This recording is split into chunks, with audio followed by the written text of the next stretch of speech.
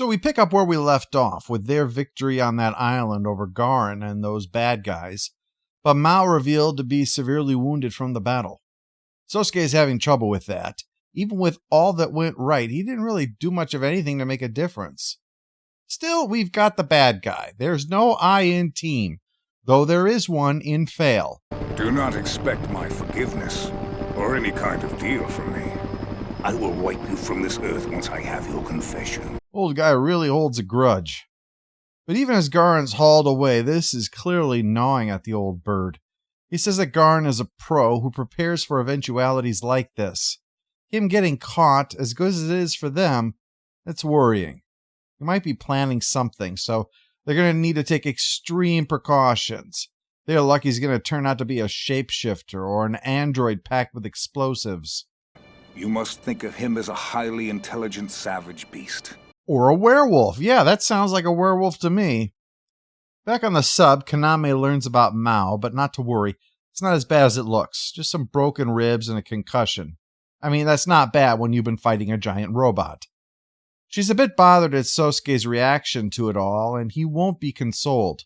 No one died, but that was no thanks to him and his failure to get the Lambda driver going. She tries to brush it off as fallout from what happened at Hugh Lowry's stand, but that just sets him off, which is rare. Sosuke doesn't lose it normally, but having his equipment fail like this is enough to convince him the problem is with the AS. This degenerates into an argument. Kaname doesn't like being thought of as a duty that he needs to carry out, but he finally just shuts it down, and she goes running off upset. Hertz is surprised.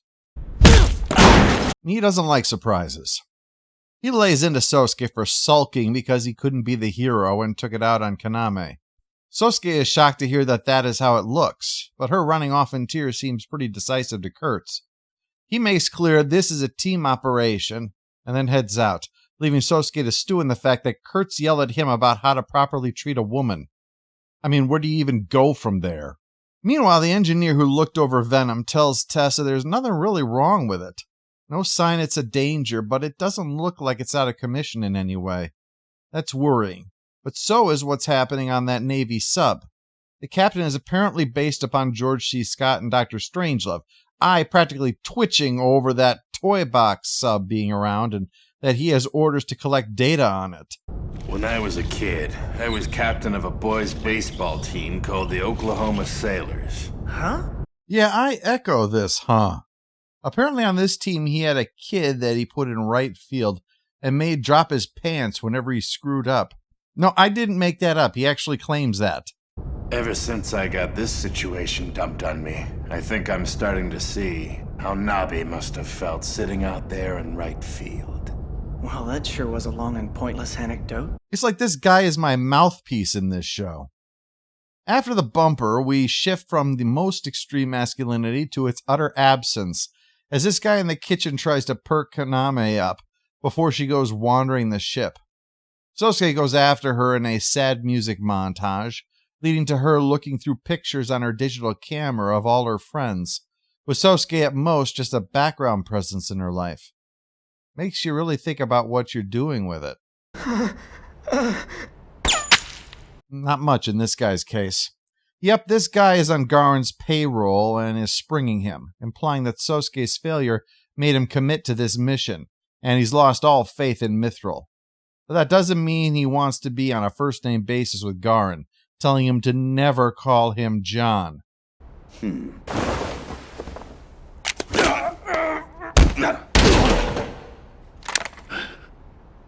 Oh my. Dropped our guard, didn't we, John? Yeah, you don't know the crazy that you've hitched your wagon to, John.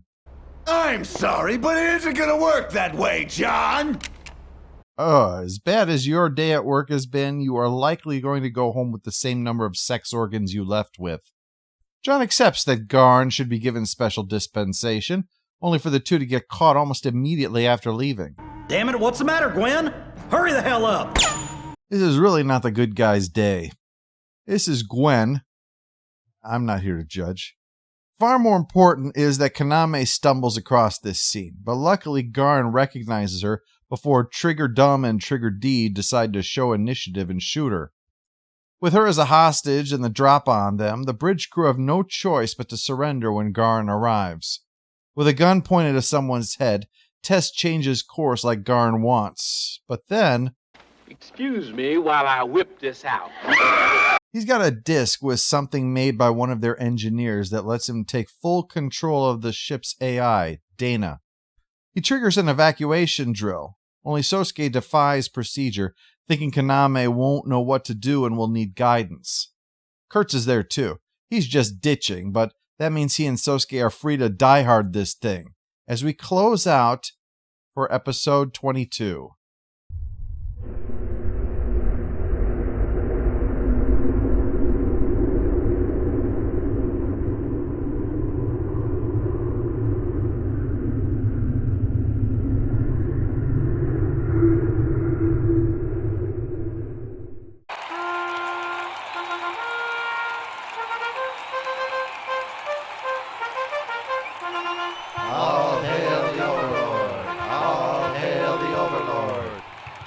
Well, that sure was a long and pointless anecdote. Damn you! Are you making fun of the fondest memories of my childhood? Are you?